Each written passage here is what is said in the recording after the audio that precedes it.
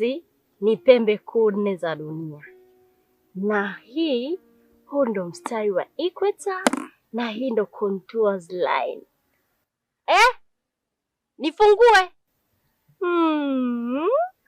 Wewe, aya, ngoja nifungue nione. Nifunge tena?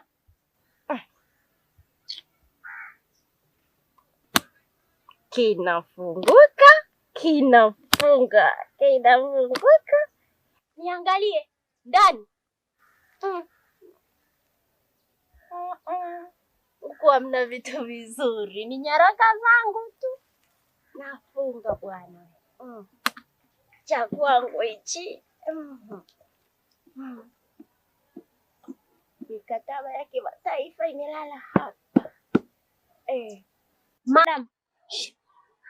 Mweka mkubwa huu, usimuite. Unavyomuita unafanya yule aendelee kuchanganyikiwa. Baba nione wanadamu wabaya. Nione wanadamu wabaya. Wanadamu wabaya. Nione. Nishika. Niangaze kwa uhuru.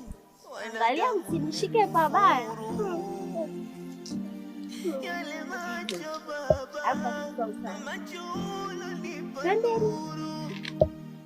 Eti niangaze kwa uhuru.